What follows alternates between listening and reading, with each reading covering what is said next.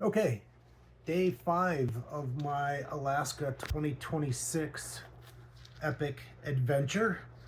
Welcome, all you two-lane westers. Today I rode from Radium Hot Springs, British Columbia, to Hinton, Alberta.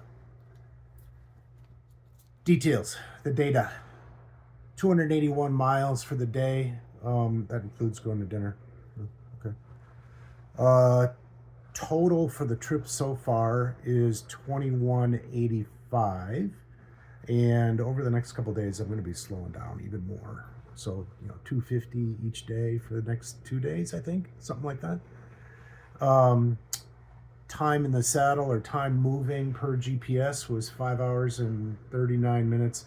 I left at 8 a.m. or right after that, and I got here at 5 p.m. So a lot of stops today, a lot of pull offs, get off the bike, take a picture. Um, so that's why it was a long day.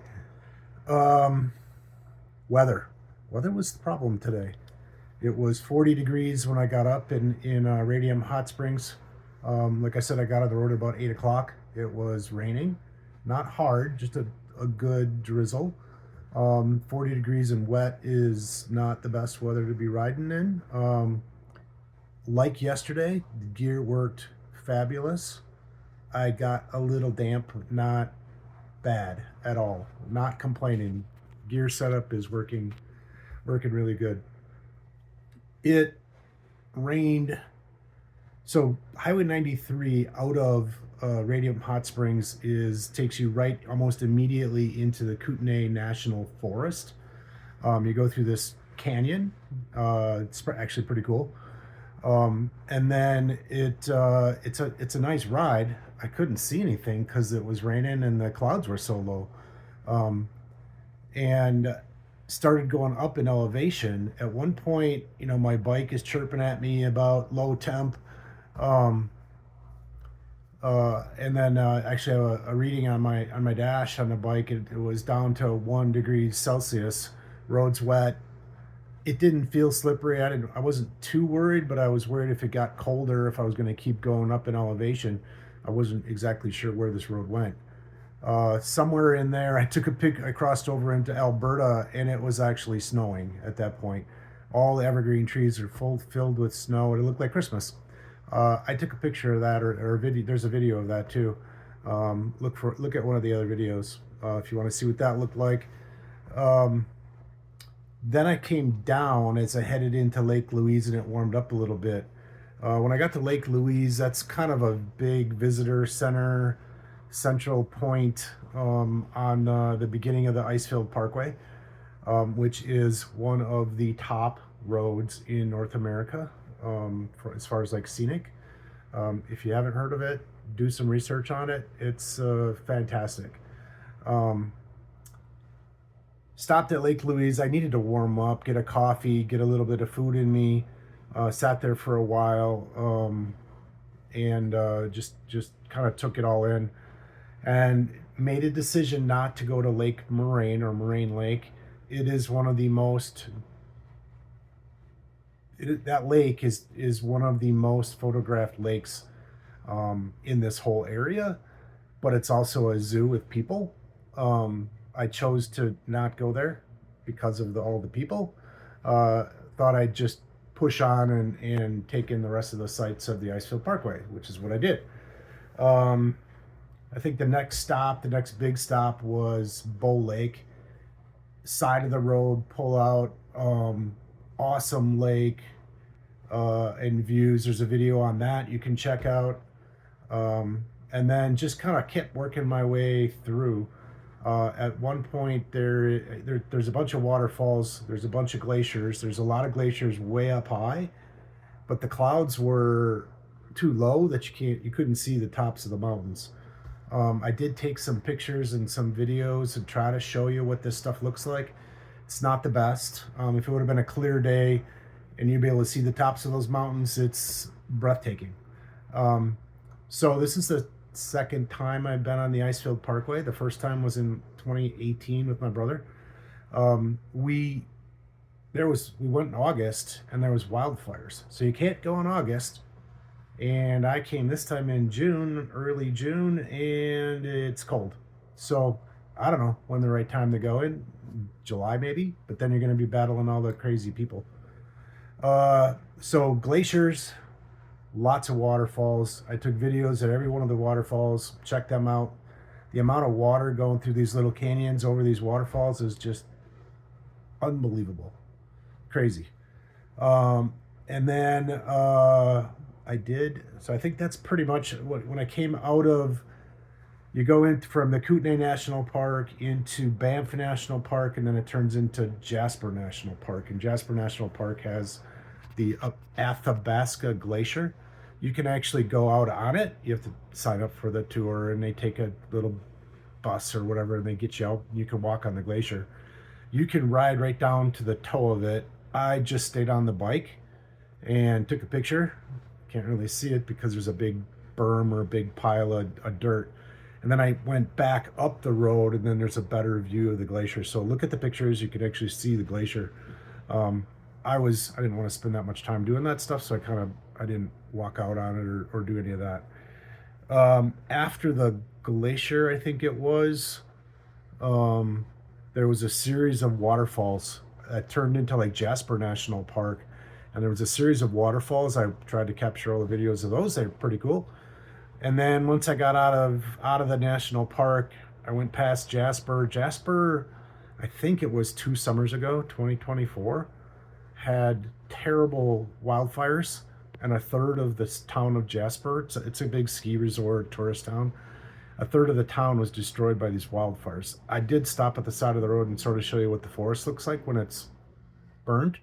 I did not drive through the city of Jasper. I decided to take the bypass and stay on the highway. I was getting a little tired. It was getting late in the day. Jumped on Highway 16. That's the road that took me around Jasper, and that took me all the way into Hinton. It was like another 50 miles or so. Lodging. I am in a hotel again. I was pretty much in temperature all day from 33 to 50 and rain. There was this part in the middle of the day where it wasn't raining, then the sun actually popped out. But the beginning and the end of the day were rain and cold. So I was okay, but I didn't really want to set up a tent in the rain. I think you can understand why.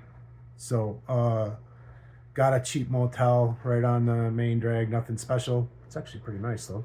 And then I was really hungry, so I went to eat, had a nice steak because I didn't eat lunch all day. So I needed to get some food in me. And then came back, took a shower, and got warmed up. And I'm actually pretty good now. I uploaded a bunch of videos. And let's see what else. Weather, roads, the route. Last thing, animals. I saw 2 of them today. I saw a deer early on, like right as I was leaving Radium Hot Springs to the side of the road. Just one, didn't see any more. And I saw a bear. And not only did I see a bear, but it was walking in the road right next to me. Come around a corner or over a hill, whatever it was, and everybody stopped. There's cars in front of me, there's cars behind me. There's cars stopped going the other direction, because that's what everybody does when they see an animal. They see a chipmunk, they all stop.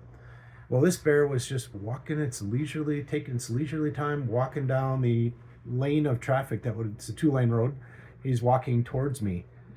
So I was trying to figure out, well, do I get my camera out? Which means I got to get my big gloves off. I got to dig the camera out of my big jacket pocket, and then I got to get it ready. And he's coming. He's like 1 car ahead of me at this point.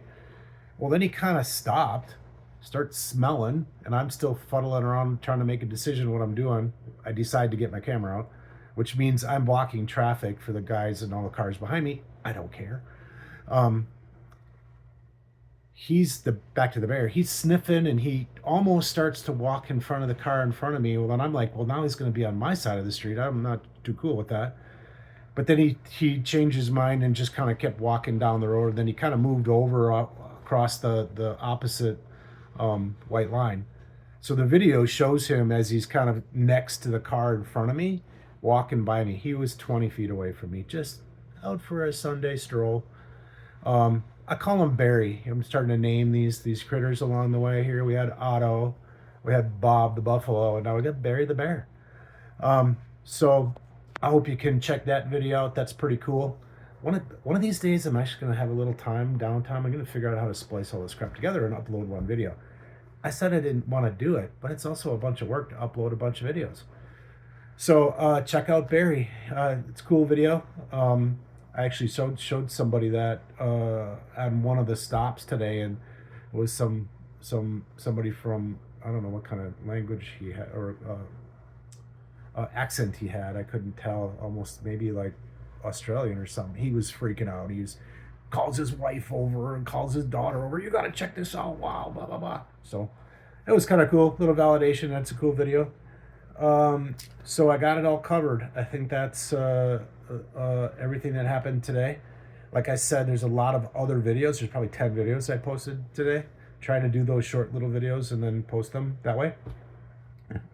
Tomorrow's plan, I'm going to leave Hinton. I have about another 270 some mile day. Not a lot of stops on this day, so I should be able to knock it out pretty quick. It's a somewhat of a remote scenic road.